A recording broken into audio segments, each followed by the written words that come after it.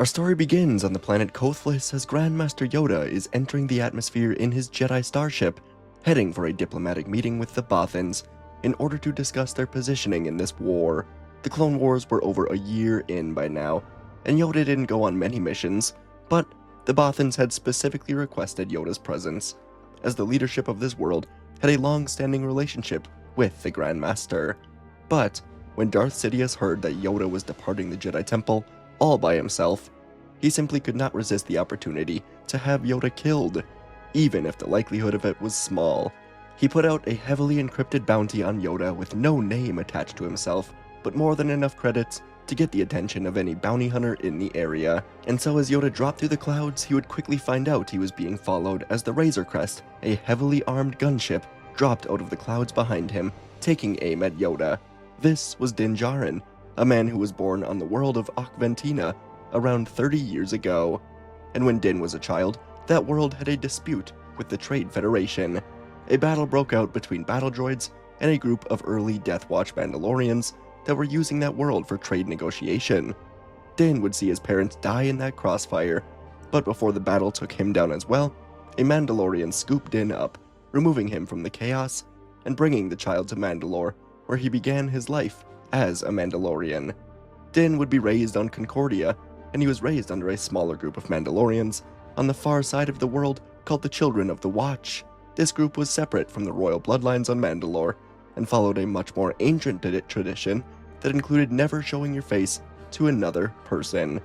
But as Din grew, this small sect saw much infighting, as they fought between whether or not to join the people of Mandalore, join the Death Watch, or neither. And so, a few years before the Clone Wars even began, Din Djarin felt isolated from that group, and as the Children of the Watch became obsolete, he found a new way of life outside of Mandalore, the life of a bounty hunter. Din remained loyal to the ways of his tribe.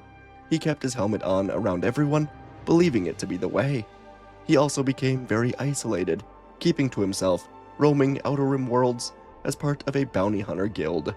He had Beskar armor from his time on Concordia, and Din quickly became known as one of the more ruthless killers in the entire guild. But unlike those such as Cad Bane, Fennec Shand, Aurra Sing, Embo, Din stayed in the Outer Rim, and he stayed away from the Galactic War. Until today. Din was fueling up at a moon near Kofless when he was alerted of a Jedi bounty on that planet. The mission was simply to blow up his ship, but Din also assumed there would be a bit of extra credits if he brought this Jedi in alive. So he took off, and as Yoda flew through the planet, he would see that the Razor Crest was contacting him. Yoda answered, a bit amused and curious as to what this hunter could want, and in a stoic, unemotional voice, the Mandalorian gave Yoda a simple choice. He said, I can bring you in warm, or I can bring you in cold. And when Yoda replied back that the bounty hunter should know when he is outmatched, Din decided he was ready for the challenge. He began firing quick bursts that forced Yoda to dive low over the waves of the ocean below. Heavy water exploded into the air.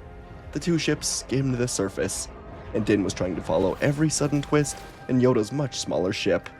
Yoda rolled his ship upward, climbing straight into the sky before flipping end over end, green lasers firing back, forcing Din to weave between them.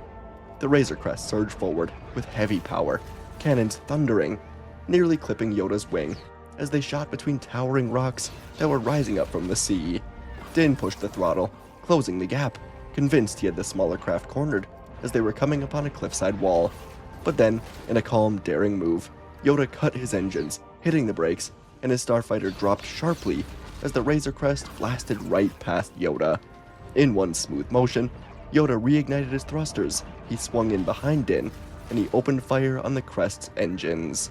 Din's ship was hit hard, and it began spiraling towards the forest beyond the ocean. Din cursed to himself, saying that's his move, and he ejected from the cockpit with his jetpack. Din flew in the air, firing his pistol at Yoda's cockpit window. Yoda barely dodged, and as soon as the ship was next to him, Din fired a cable from his wrist right into it, swinging around behind it, and he fired his jetpack missile after the starship. It crashed hard into the wing of Yoda's ship, and Yoda was forced to aim his ship at the forest below as well. Din, still hanging on with his cable, was yanked to the forest floor with Yoda's ship. and as the ship skidded hard into the ground, as Yoda and Din crashed with it, Din rolled hard across the grass, eventually slamming hard into a tree. The impact knocked the breath from Din's lungs, and he felt everything go dark. He tried to hold on, knowing the Jedi would come kill him, but he couldn't help it, as he went unconscious. But a few hours later, to his surprise, Din woke up in an area between the beach and the forest. A campfire was ignited between him and the green alien Jedi that he was sent to kill. Din was relieved to find out that his helmet was still on, and he looked over to see the old Jedi giving him a small smile, asking if he was hungry. Din didn't understand. Why was he alive? Yoda just replied by saying that he is a Jedi. He saw a man in need of help. Plus, Din was not the only hunter to come after him, and they could use each other's help getting out of here. Din sat up. He drank some of the most abhorrent stew that he's ever tasted that Yoda made, and he looked behind the Jedi, seeing the Razor Crest crashed against a rock wall, completely damaged, unable to fly, and the same thing happened to Yoda's ship. So Din would agree to the Jedi's proposal, knowing a few of the hunters in this world would likely love to kill him as well. And so as the sun was setting, Din and Yoda began embarking through the forest together.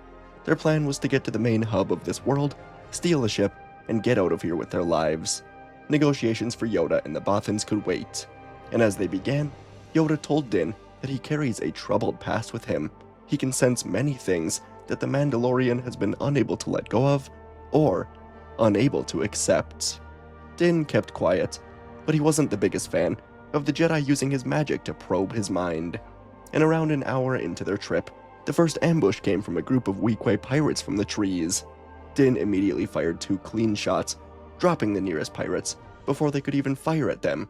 Yoda leapt forward, slicing through a blaster rifle, then turned and caught several more blasts on his blade, blocking them into a pirate's chest, while Din sent his whistling birds into 3 pirates at once. One of them tried to rush Yoda from behind, but Din grabbed him with his grappling line, yanking him backward right into Yoda's path, and Yoda flipped backwards to cut through him. In less than a minute, the forest was quiet again, and Yoda told Din that he fights well. Din just gave a small nod, and they moved forward. There would be a few more skirmishes along the way, and Yoda and Din quickly got used to fighting with each other, and as they moved, Yoda continued to probe Din all about his past. Din continued to put up walls in his mind, not wanting to make friends, and eventually, they would reach the landing port. It was crawling with pirates and battle droids. Apparently, the Separatists also learned that Yoda was here. Din used a scope to look around the port, and in the back, he saw a shuttle that he knew he would be able to fly. So, he and Yoda put together a quick plan, and they moved. The two of them had the perfect plan to sneak to the ship without ever being noticed. But just one step into the clearing, a buzz droid spy saw them from above, and the entire plan was abandoned. Alarms were blaring. Blaster fire lit up their spot. Din shook his head, stepping into the open, returning fire with blaster shots, dropping 2 droids with 2 shots, before igniting his jetpack and blasting upward to the 2nd level of the port. From above, he blasted a group of pirates, and Yoda leapt from crate to crate, cutting through a line of droids in one quick spin. One pirate fired a heavy repeating blaster, but Yoda thrust out his hand, crushed the weapon, then sent a stack of cargo containers into a squad of droids. Din had to duck as a bounty hunter with a vibro axe charged right at him. The blow cracked against his shoulder, and Din pulled the axe, killing the hunter, then turning and throwing the axe into the head of the hunter's partner. A wave of B-1 droids emerged from a dropship, pinning Din behind a loader vehicle. He was trapped, but Yoda ran over to him. He raised both his hands and he would crush these droids by dropping their own ship on top of them. The effort forced Yoda to a knee, and as a Duros pirate fired at him, Din was back in the air. He used his cable to yank the arm of the pirate, causing the shot to miss. Din yanked him into the air, and he kicked the pirate into the engine of a nearby ship, causing the engine to erupt, killing all of the surrounding droids and pirates. Din rolled to the ground, and Yoda helped him up as they now finally surged up the ramp of the shuttle, moving through the fiery chaos, getting inside of the shuttle, taking out the droids guarding it, and blaster bolts would slam into it as Yoda sealed the door. Din would get to the controls, and the shuttle began to lift up. Together, Din and Yoda would blast into hyperspace for Coruscant. Yoda told Din to bring him to the temple. He will get a reward for helping him. And as they flew, Din would go back to check his remaining supplies, and he found Yoda meditating in the back. Again, Yoda would tell Din that he can sense his troubled mind.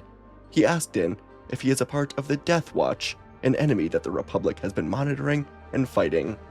Din felt a strange feeling while in this quiet shuttle floating through hyperspace. This old alien had a certain way of just making him feel calmer than usual, and he would finally let his guard down a bit, telling Yoda he has no love for the Death Watch. The group played a large role in splitting apart his tribe.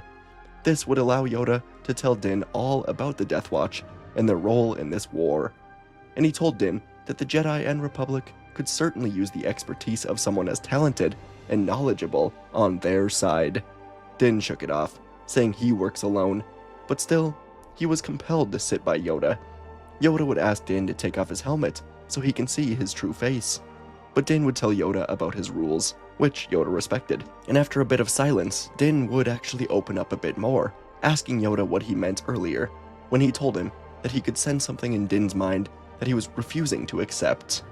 Yoda would say that the mind is a powerful thing, and sometimes the mind learns to hide the truth about the past from someone, almost like an altered memory.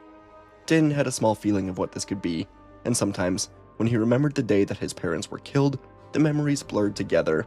He was told that the earliest members of the Death Watch were negotiating a trade contract with the Federation when a fight broke out on his home world. He was sure that the droids killed his family in the crossfire. That was what the Mandalorians that were there always told him. He always blamed the droids. But what if he was wrong? And so, he would ask Yoda to help him find the truth in these memories. And Din would sit with Yoda, and he would try his hardest to meditate, focusing on the day that his life changed forever. And within minutes, his mind was taken back to Akvatina. He was seeing everything from the eyes of his younger self once more. And this time, Din would see the truth. He and his parents were just enjoying a day in the town square when the battle broke out. Mandalorians in a dispute with droids, and one of the Mandalorians with a minigun got trigger happy, firing a spraying blast throughout the entire town square. It wiped out every droid, but it also took down nearly a dozen citizens, including Din's parents. Din knew this man. He still lives today. His name was Merrick Hearth, and when Din opened his eyes, a woman Mandalorian was guiding him away from the bodies. The next thing he knew, he was taken away as a foundling to become a member of the Death Watch. The memory ended, and Din realized his fists were clenched from anger and betrayal. There were tears under the helmet. The Death Watch killed his parents. They took him away, blaming the droids. And although Din didn't end up being a part of the Death Watch in his time on Concordia, he still knew the truth. And now he turned to Yoda, telling this Jedi that he will help. He wants to get revenge for his parents. Yoda told Din that the Jedi do not focus on revenge. They focus on finding peace in this war. But Din went to be alone in the cockpit, saying that he is no Jedi. But for the first time in a long time, Din found that he had a real purpose in this life. He didn't suddenly trust the Republic, nor did he believe in the politics, but he believed in his purpose. Yoda offered him something simple: work as an attached operative to the Republic. Din accepted on his terms. He would lead small strikes, he would track Mandalorian groups, and he would answer to results. And over the next few weeks and then months, he'd be gifted a new Razor Crest ship, and he ran missions alongside some specialized clone units like the Bad Batch or Delta Squad. And over time, he found an uneasy rhythm, blending in with teams for the first time. Din preferred working alone, but he was able to see that he did work better with a solid team around him. And then one transmission would change everything. Duchess Satine Kryze would contact the Jedi Temple directly, saying the Death Watch have returned to Mandalore, and she needs Obi-Wan Kenobi's help. Din Djarin was in the Republic barracks now, fixing up his ship when General Kenobi arrived, hood over his head, whispering, asking Din for help going to Mandalore. The Jedi, Yoda to be specific, denied Obi-Wan's request to go and save Satine, as Mandalore was not part of the Republic. They were allowed to fight the Death Watch, as long as they attacked Republic worlds or people, but Obi-Wan was going behind his back, and Din was more than happy to disobey Jedi orders and bring Obi-Wan there and get his own revenge. But before they could take off, a small set of footsteps could be heard, and Yoda would emerge from the nearby hall, telling Kenobi he thought he might find him here. Obi-Wan was stumbling to find any words. But Yoda chuckled and told Kenobi he has more of Qui-Gon and Anakin in him than he realizes. Yoda sees there's no stopping him, so he will instead come with. Din gave Yoda a welcoming nod. It would be their first mission together since their initial meeting. Yoda decided after Kenobi left the meeting that he should tell Din about the emergence of the Death Watch. He was actually surprised to find Obi-Wan here, but that would be his own secret. The three of them would rise up and begin this unauthorized meeting, and once again, Din would find Yoda in the back of the crest meditating.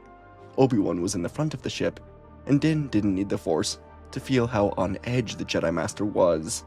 Obi-Wan and Din hadn't really met before, so Obi-Wan tried to calm his nerves about Sabine's imprisonment by talking to Din and just asking him about his life.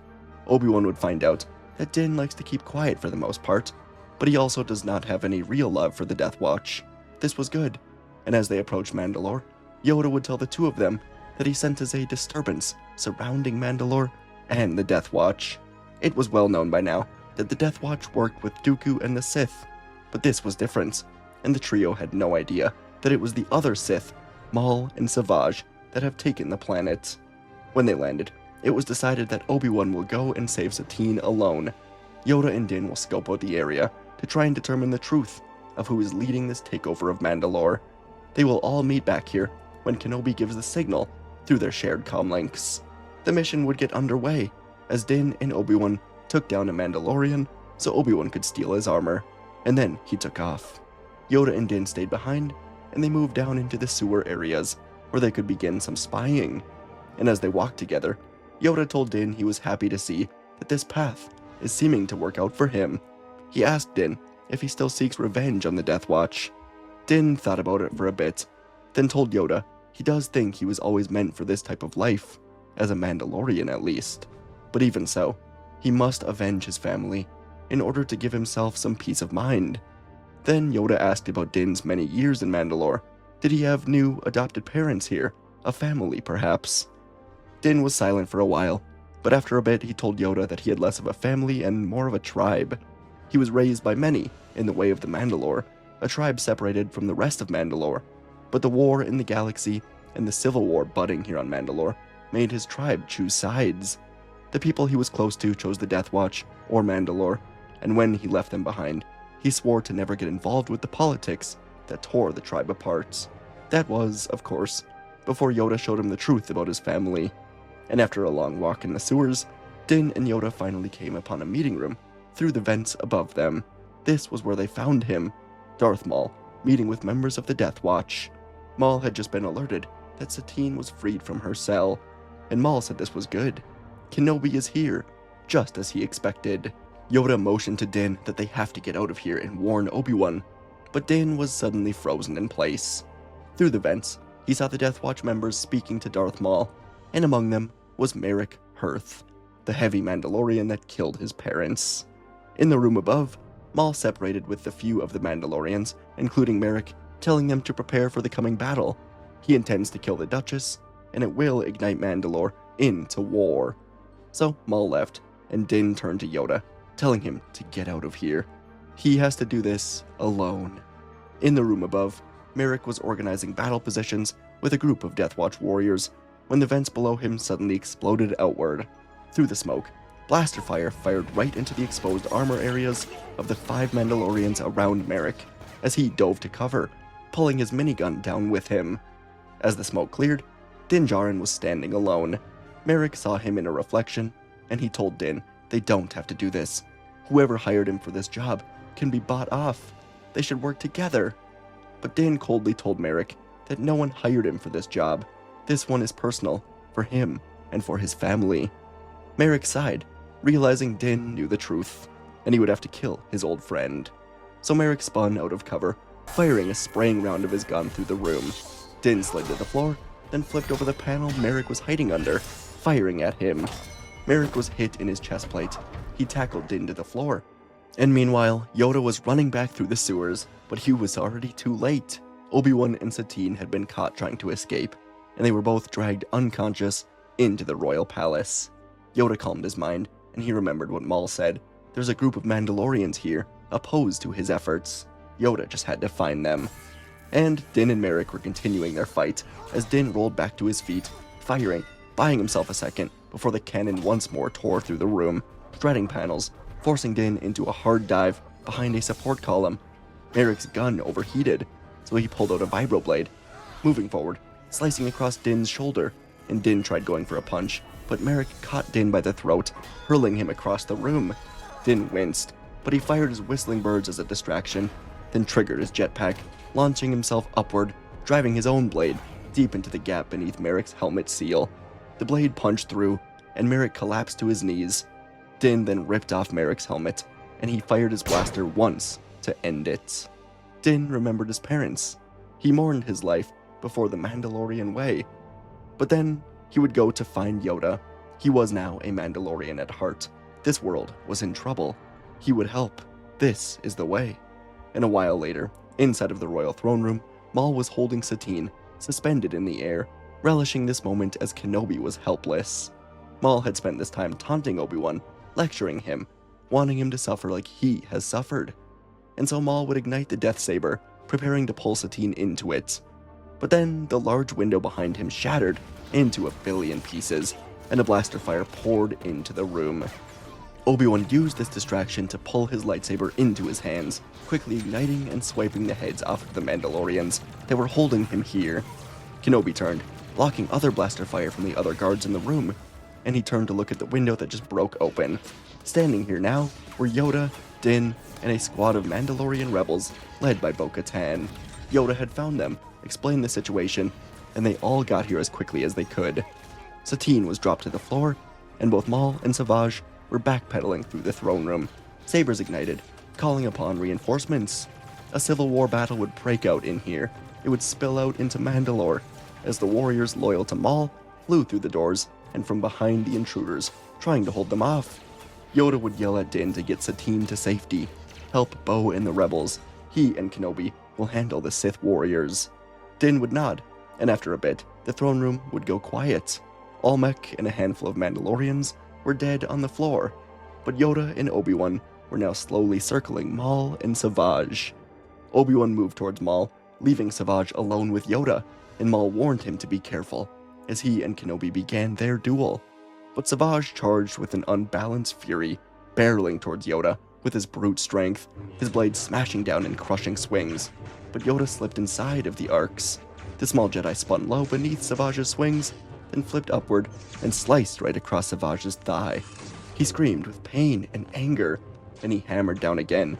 But Yoda flipped over his shoulder, blocked the strikes, then struck twice in quick moves, cutting across the ribs of Savage, and then through his forearm. Savage staggered, enraged, unleashing a wild force push that actually knocked Yoda backwards. Yoda crashed into the wall, but he got back to his feet, and he launched himself off of the wall.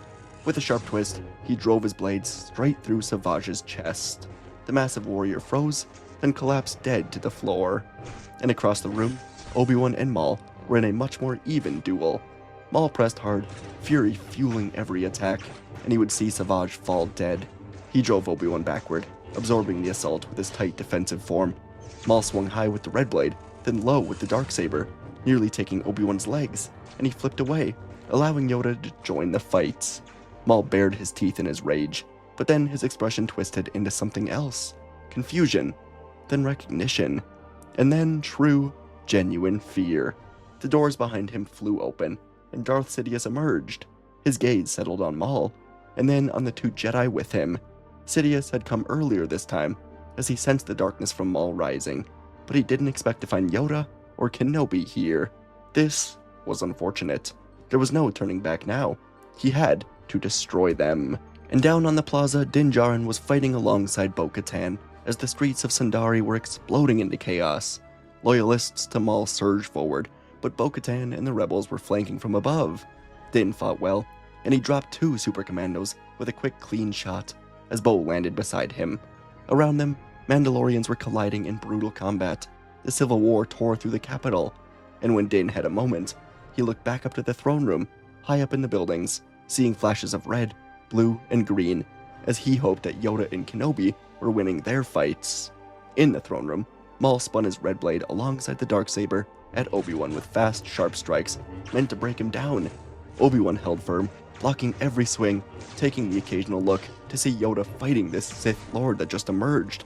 Then Obi-Wan stepped back, but he stumbled over the body of a Mandalorian while distracted by Darth Sidious, and Maul kicked at Obi-Wan's knee, then followed with a spinning slash, grazing across Obi-Wan's robes. Obi-Wan was losing. He stabbed towards Maul, but Maul snarled and headbutted him before using a force push to send Obi-Wan flailing out of the window. Across the chamber, Sidious and Yoda were deep in battle, Sidious striking with quick jabs and spins as Yoda flipped around before locking his blade against Sidious. The Dark Lord disengaged, and Sidious raised his hands, unleashing a blast of Force lightning. Yoda caught it in his palm, absorbing the energy. The lightning was crackling across the room, tearing into the walls. Yoda pushed through it, trying to force Sidious back, but the Dark Lord dug in, pouring more power into the storm. And then Maul entered their duel. Sidious glanced at him, smiling, telling Maul to come, help him destroy Yoda, and together the two of them can begin a new partnership. Sidious was desperate in this moment. Maul's expression hardened, his entire life of pain and suffering flashed before him.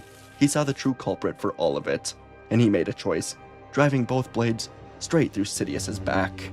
The lightning stopped coming from Sidious, and instead Yoda pushed forward, hitting both Sidious and Maul with its blast.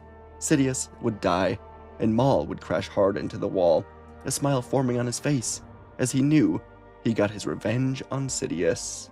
From here, Obi-Wan would climb back into the room, and he would arrest Maul with Yoda, placing the Dark Lord in their ship that would be bringing them home, as Din, Bo, and her allies drove Maul's loyalists into the sewers and away from the capital city. But when this battle was over, Din would tell the Jedi he's not coming back to Coruscant. His place is here, alongside the people, the new Mandalorians, trying to bring peace back to this world. Satine would emerge with Bo and say her goodbyes to Obi-Wan for now. Yoda would get a moment alone with Din, and he would truly thank Din for everything. Din would hand Yoda a communicator, telling Yoda that he owes him for helping him find his purpose. If there's ever a mission that he needs help on, just ask. And Din would slowly remove his helmet, allowing Yoda to see the real eyes of the man he's grown quite close to. From here, the Clone Wars would escalate to its climax within just a few weeks. With Sidious dead, the strings holding together the Separatists and their corporate ties began to melt away. The Republic would see a committee step into Chancellor Palpatine's place after his sudden disappearance. Yoda kept his true identity hidden from the public, instead letting rumors spread that Palpatine was assassinated in secret. And without Palpatine's interference, peace talks were actually beginning between the two senates as they began to oust Dooku and Grievous from their ranks.